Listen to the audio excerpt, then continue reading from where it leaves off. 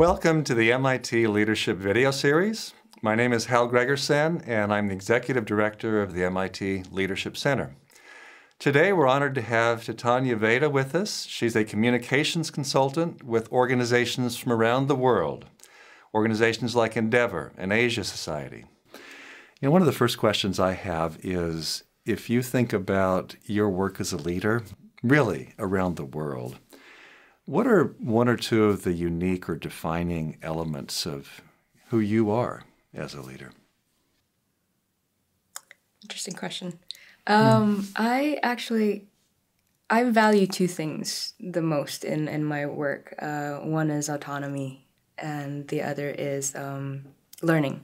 So I think as a leader, that's what I try to give to the people on my team. Mm-hmm. And as you know, I'm an independent consultant, so I work with various teams. My way of working is very adaptable. I play it by ear a lot because I go in and I hit the ground running. The teams are ad hoc, and so I have to work with so many different dynamics, a lot of different cultures, and I find what all of them really like is that when you give them a sense of independence, and a sense of autonomy, they actually do a lot better. Yes, you give them clear guidelines, but you let them play within that square or circle or whatever shape that you give them. Where for you do you think this deep commitment to autonomy came from? In other words, has this always been part of Titania? Has this always been part of your world?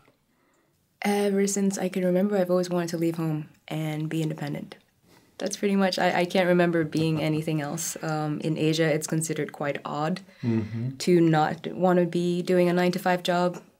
Were there people who, as you were growing up, with a pretty autonomous way of approaching the world, were there people who protected or supported or valued in an obvious way that culturally unique approach that you were taking? I'd always been more of an Anglophile than an Asiaphile, just because of the way Western thought is geared towards autonomy in that sense and independence, whereas Asia is more cultural community, right? So not really, in my opinion. Although my father's kind of motto when I was growing up was, you always have a choice. He's kind of regretting that right now, but that sort of helped me. So I always think I always have a choice to be independent. I think part of independence could well be, again, this capacity to ask questions that other people don't ask, to raise issues by asking these questions that actually might be quite uncomfortable to people. Is that part of your world? In Asia, I'm used to working with so many different cultures. I kind of try to come in really subtly. But I do ask people what motivates them. And that's something that in Asia, people don't necessarily ask each other. Because I always find that if I know what motivates me, then I can work better that way. And what's the bigger picture?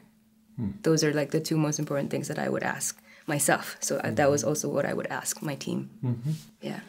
What drew you to a project sort of world as opposed to working full-time in a company? You know, part of it's the autonomy, obviously, but anything else that... It's the diversity of the people I meet, because if I work in a company, I meet the same people over and over again, and yes, we have different projects and discussions and things like that, but it's when I work for different projects, I'm handling 5 clients right now, and some of them are nonprofits, social entrepreneurs, some of them are for-profits, and basically it's just my brain can move around with so many different projects. It's great. So in the mornings, if I'm done with one, I'll just move on to another one. And if you're just working with one company, I feel that you're almost boxed in. Yeah. Which probably helps you be able to see different things as you're working across these different organizations. I like the big picture. So I connect the dots for a lot of people, which is why I got into strategic partnership kind of work. Because my areas of interest are so varied, I can basically find impact investors from like India and help them work with a farmer in Indonesia or an artist, you know, and or a fashion designer to collaborate together. So it's just cross-section and interdisciplinary. But that's what I enjoy.